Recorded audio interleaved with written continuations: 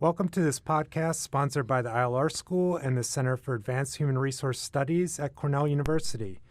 I'm Brad Bell, and I'm a professor in the HR Studies Department in the ILR School. I also serve as the academic director of the Center for Advanced Human Resource Studies, or CAHRS. Today, we're going to be talking about barriers to employee participation in company-sponsored health and wellness programs. The prevalence of these programs has really expanded greatly in recent years. Recent data suggests that most companies offer at least one health and wellness promotion program. It might be around smoking cessation, weight management, behavioral or lifestyle coaching, or some combination of these or other programs. But we also know, although these programs are expanding, that companies face a number of challenges in terms of really getting the most value from these programs. One of the key challenges is getting employees to participate in these programs, particularly those employees who might be at the greatest risk of various health issues. And so today we're going to be looking at what can companies be doing to really increase the participation of employees in these programs by better understanding what may be some of the barriers to their participation in the first place. Today I'm joined by my colleague Chris Collins, who's also a professor in the HR Studies Department. He was also the academic director of the center from 2008 to 2018. And he's been doing a lot of work in this area for about 10 years or so, trying to understand what companies are doing with their programs, as well as focusing specifically on this issue of participation. So welcome, Chris. Thanks, Brad. Really glad to join you. It's a super important topic. It's actually something we've probably been working on, again, 12-ish years in CAHRS. And what we've heard from companies is there's at least three reasons that they get involved in this space. The first one's really where that started, I think, is around employee productivity. And what companies start to see is as people start to have physical ailments, they start to have health issues, that their productivity at work started to fall. The second one really came in is we saw explosions in healthcare costs. And this was really a way for companies to think about how to really help employees improve their own health and well-being to help reduce those costs. And the third one, which is more recent, is really the notion around how to use this to help foster employee engagement. Really thinking about the full well-being of employees, thinking about that from a physical perspective, mental, emotional wellness and well-being, and then financial well-being. So they've really expanded how they think about these health and wellness programs over the years. So, thinking about those different outcomes that you just highlighted, I mean, there is some evidence that these programs do reduce costs. They can increase engagement, productivity, employee satisfaction, other things, maybe not to the extent that we would hope. In your view, to what extent does these participation challenges maybe limit the value that companies are seeing from some of these efforts? I think that's the biggest challenge, is that the overwhelming in the years we've been meeting with companies on this topic, their biggest challenge is not engaging those people who are already healthy, that when they offer health and wellness programs of whatever variety, the people who are healthy tend to engage and participate because they're already doing these things themselves. I think their biggest challenge is really how do you get the non-participating people, the people who are the most likely to have health risks, to engage. And so we've seen a variety of things that they've done to build that engagement. So they've tried things like, using senior leaders as role models, and do the senior leaders really live these health and wellness values? We've seen participation increase, at least in short term, for companies when they run health challenges, whether that's walking or steps or some kind of fitness group activity. So that team incentive of being in it with a team seems to help, at least in the short run. And certainly they put a lot of money towards incentives. So smoking cessation programs where they lower people's healthcare costs or their health upfront costs, whether that's giving them money to go to gyms, giving them money to go get screening. Those kinds of things seem to work in terms of some of the basic activities, but there's still lots of challenges. So I remember one of the working groups that we did, we heard some examples of where some of these efforts, not just maybe being ineffective, but sometimes also going awry. I think I remember one of the companies giving people a kind of cash gift card for engaging in some of these activities. And then when they looked at the data, they saw they were using them at fast food restaurants and other places, which are not really aligned with the health and wellness programs. Yeah.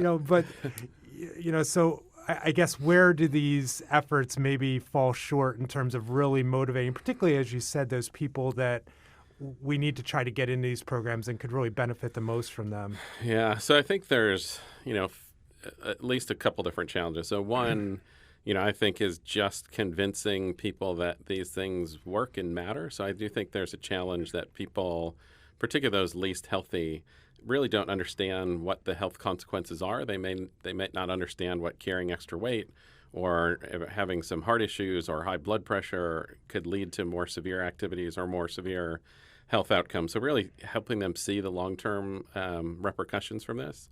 I also think that what we see is when people do participate, particularly in the team challenges, it's often very short-term, and as soon as that challenge is over, they stop doing those activities. So they stop doing the 10,000 steps or the 12,000 steps or whatever the challenge was. I think the other thing is sometimes these incentives create perverse incentives, so people actually cheat to get the outcome. So, we've heard things about putting their pedometer on their ceiling fan to get their 10,000 steps in. Or, so I do think you have to get at the underlying motivation of why do individuals want to do this and not just make it a competition that people try to win. And, that leads to, again, gaming of the system and just short-term outcomes. So I remember one of the working groups that we did on this topic, I think was hosted by Reebok. And I think we saw some interesting examples there of how they're kind of trying to shift the framing or image around kind of what the participants in these programs look like. I mean, that's an organization that owns CrossFit, has a CrossFit gym on site, and obviously has very fit people kind of walking around the corporate campus. But I remember there they also really tried to kind of emphasize the kind of everyday person across different age groups, across different body types, to try to create, I guess, even imagery that aligns more with the average person as opposed to these people you might find in a fitness magazine. Yeah, so I think they're a phenomenal example, right? Because here's a company you think of, hey, here's a physical fitness company, right, that has the values and purpose of improving people's lives through sport. And I think what they even found is that the low end of their employee population in terms of health, they were really finding it challenging to get those people engaged. And some of the things they heard were things like, well, but that's not for me, right? So I see the posters in the break room, or I see who's in the CrossFit gym, and they're amazing athletes. I'm 20 years out of shape. How is this going to possibly benefit me? And so what they did is they flipped the script, and they started putting up posters of the 55-year-old woman who started doing CrossFit and now could run with her grandkids or could play with her grandkids. The 30-pound overweight employee who saw moving from that not to the six-pack abs, but from that to only being 20 pounds overweight to then 10 pounds overweight. So creating these stories of people who were the least in shape or having the most physical issues and showing how this could improve their lives and impact them had a massive impact on how those employees started to engage. And it seems to tie to something we're going to talk about in a minute around the research that we did, which is one of the big barriers is for many people just figuring out, how do I get started, right? I mean, where is that starting point? And because it can seem like such a big gap between maybe where they are now and this idea of getting quote unquote healthy. So how do they kind of bridge that gap? Yeah. So we've seen it again, Reebok was a great example of moving from the pictures in the gym of the six-pack abs and the beautiful, perfect athlete to everyday people. I think we saw the same thing at J&J. So J&J is another company that's really gone down this health and wellness path. And they had lots of healthcare advocates, leaders who are showing how they got involved in this, how it's improved their lives at work, outside of work. So it became much more personal and personal stories and around what's achievable, right? So I know I'm not going to get to be six-pack abs. Can I get to two-pack, right? So is there some in between that makes it seem feasible and something I can actually do? I think that's where some of the real magic and the motivation piece is. Yeah. Good. So why don't we transition, maybe talk a bit about the research that you and I have worked on over the last few years, and to provide a little background, then I'll ask you to talk about maybe some of the things that came out of the research in terms of findings and what they may mean for companies. I think, the motivation for this research was really to kind of step back a bit, and instead of saying, how do we design this intervention, that intervention, increase motivation, more fundamental question I think we saw as we looked at this is, what are those barriers, right? Really, what are those things that are preventing these people from engaging in the programs that aren't yet participating, particularly among certain segments of the workforce? Those people, as we've talked about, that might be less healthy to begin with. I think we were also interested in looking across different types of employees. So those that might be on site versus maybe working from home may face different challenges. So thinking a bit about, what are those barriers across different groups of employees. And so we did this research in a Fortune 500 service company and really focused on two different programs in the company. One was a healthy eating program that consisted of things like nutritional counseling, online resources, healthy options in the company's cafe, and then an exercise and movement program, which, typical things like fitness center memberships or subsidies, individual and team competitions, fitness coaching. We surveyed a number of employees across our different locations and got about 3,000 employees to respond to the survey, highlighting some of the barriers that they saw to their participation. So maybe you want to talk a little bit about, what were some of those key barriers that really showed up as kind of most salient for these employees? Yeah, so I think you set that up really well. So again, where we started with this is, we talked to dozens, maybe, 80, 100 companies about this health and wellness stuff over the years.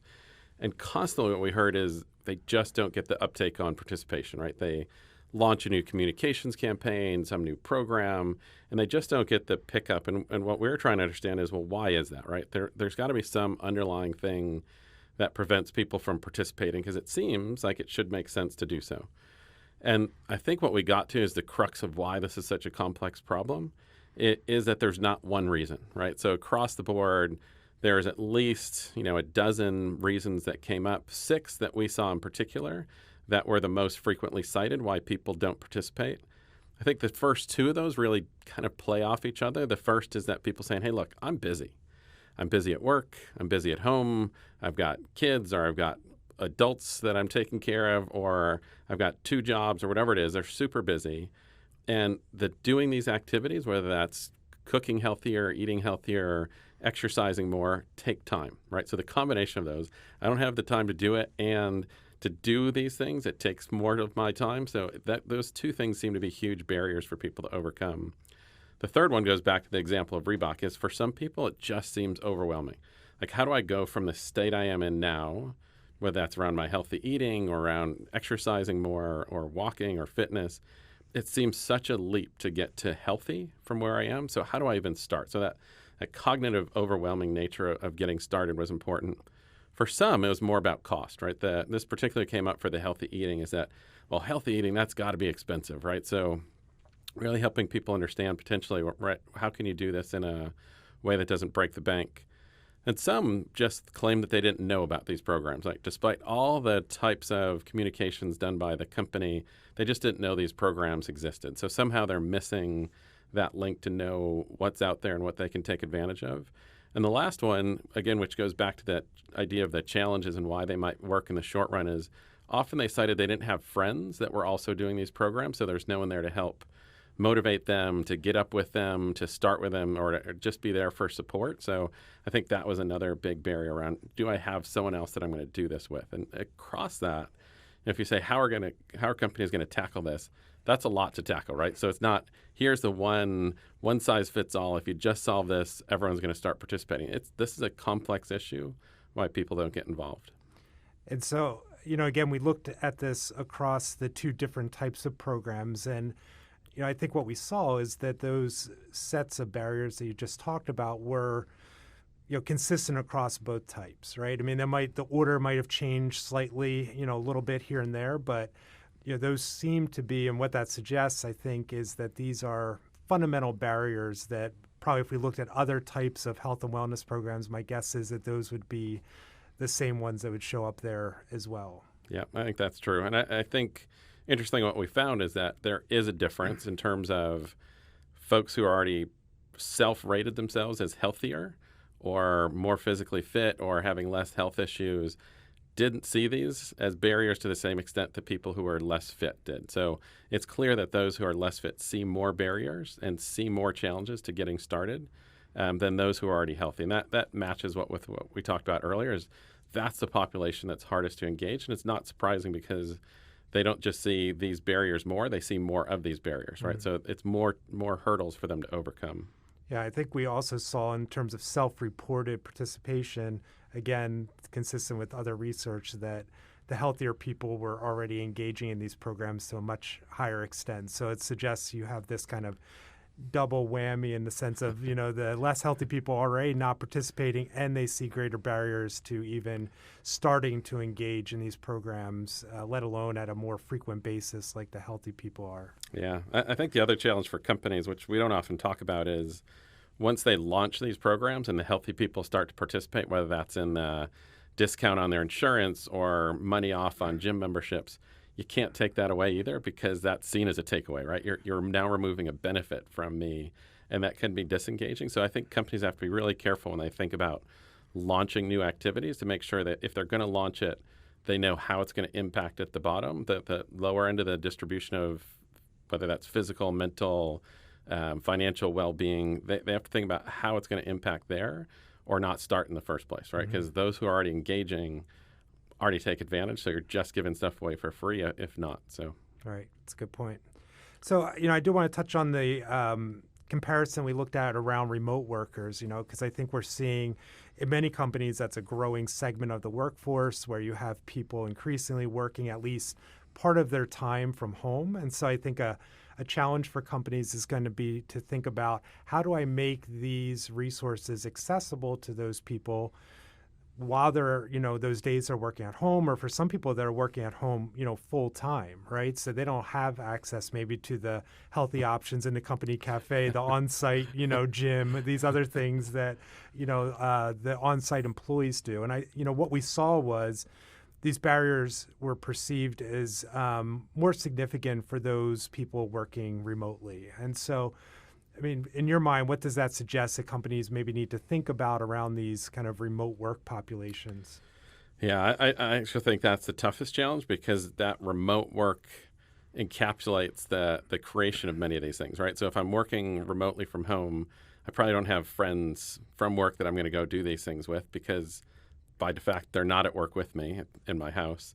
There's often that lack of information because they don't see some of the physical communications, like breaks or posters in the break room, or they're not there for big kickoff communication events. And there's things like the time-consuming nature of this, and kind of being tied to my desk to do my remote job makes all these things harder, right? So I do think that's probably the most difficult population for companies to tackle, and I think it's going to come with having multiple pronged solutions that try and deal with multiple of these barriers simultaneously. Yeah.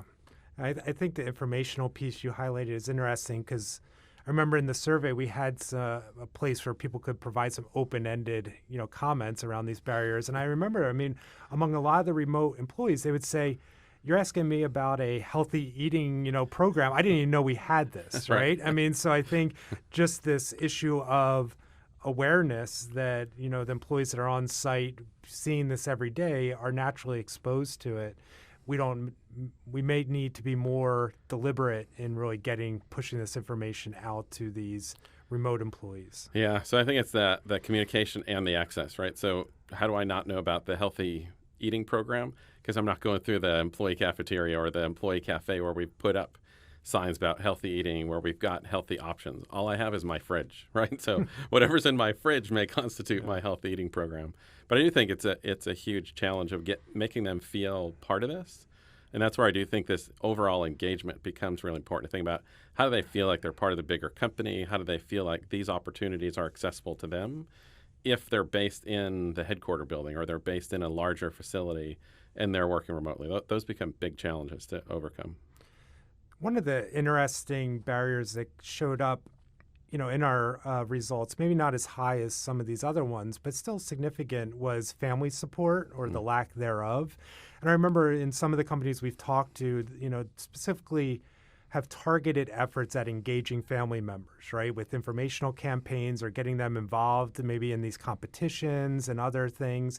I think we saw, particularly in our survey, that among the least healthy employees, that family support was a real barrier, suggesting maybe these are employees that try to do the right thing when they're at work, but maybe go home to a environment that is not really, as supportive as what they experience on the job. I mean, but that seems a maybe challenging area for companies to go, right? Because then it might seem as intrusive, it might seem as privacy issues. I mean, so any thoughts on how companies navigate that? Yeah, so there's at least a couple things that we've heard from companies, in terms of anecdotal things. So one is this healthy eating space.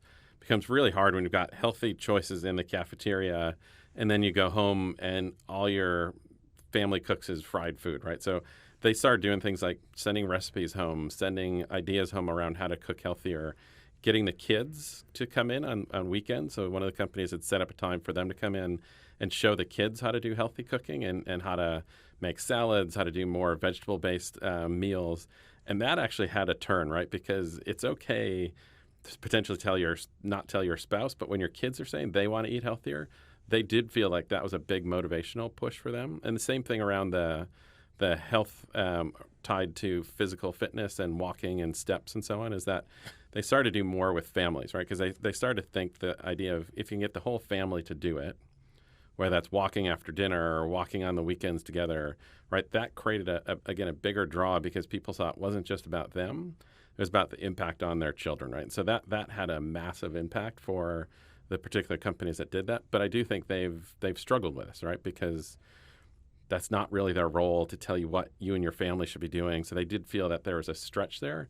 For them, they felt it was okay because it was tied to their mission and purpose as a company around being a healthcare company. So sometimes if you can connect this back to your broader purpose, mission as a company, I think it feels less intrusive. Yeah, that makes a lot of sense.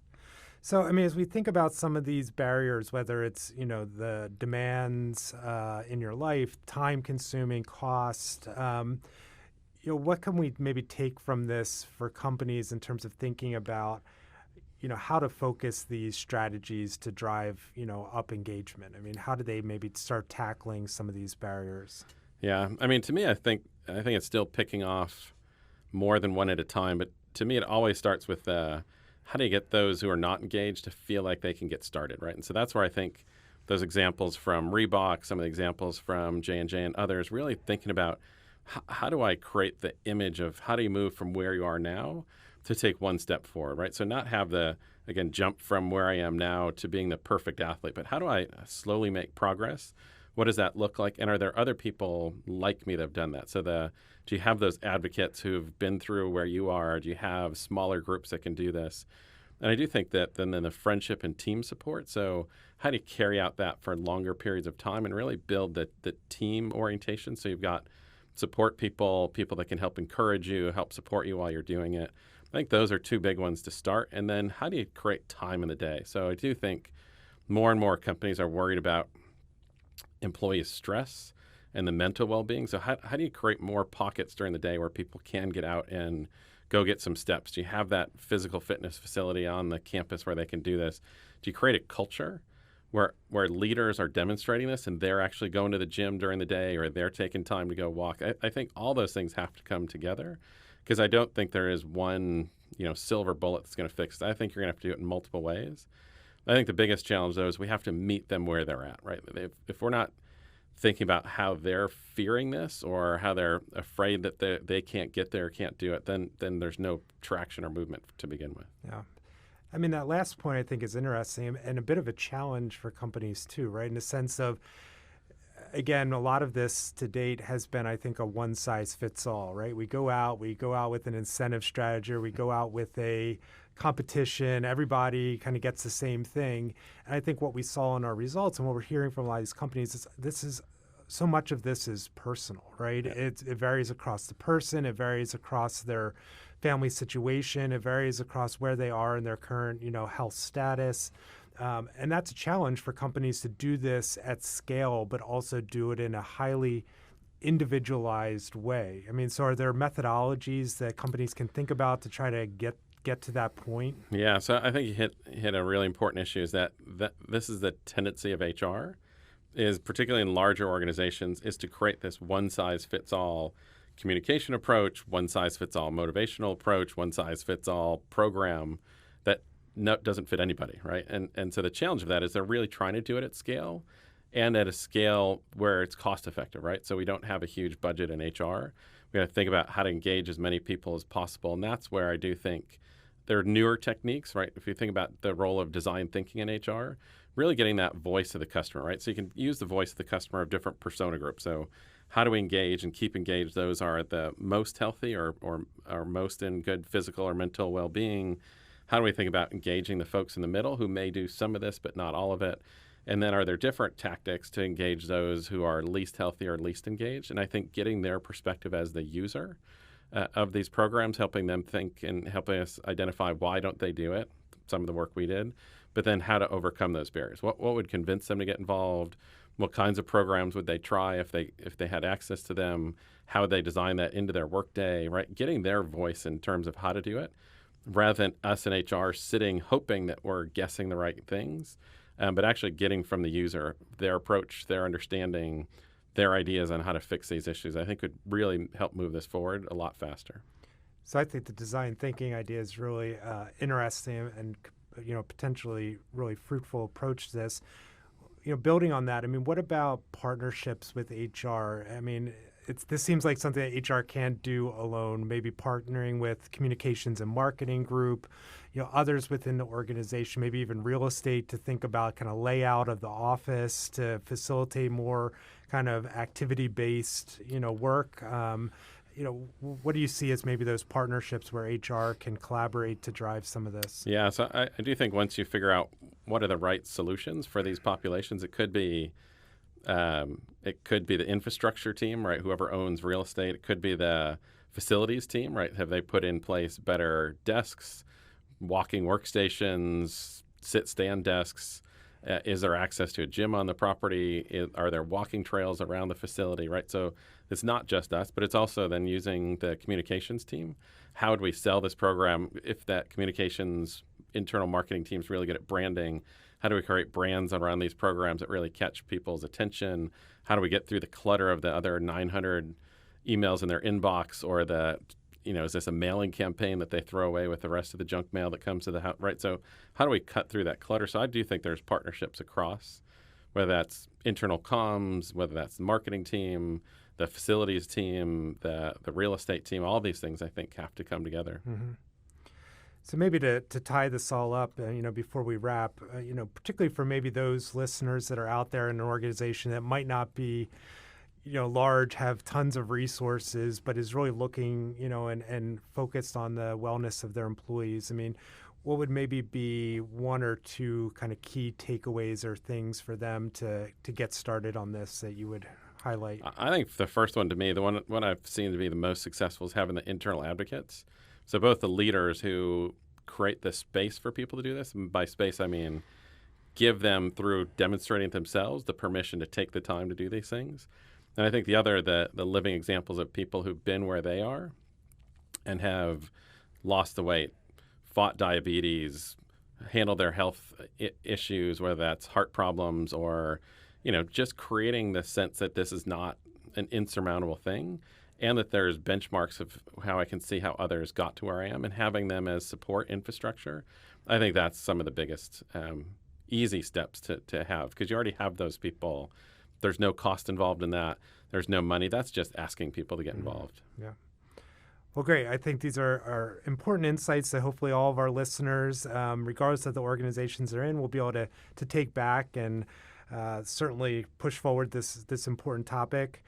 For those listeners that are interested in learning more about this work, I would encourage you to Google our Center for Advanced Human Resource Studies. You can find at our website information about this research, as well as all the other HR research that we do at the center, as well as look at some of our upcoming events, webcasts, and other things that we have on the schedule. So this wraps up today's conversation. I'd certainly like to thank Chris for joining us and thank all of you for listening today. Yeah, thanks, Brad.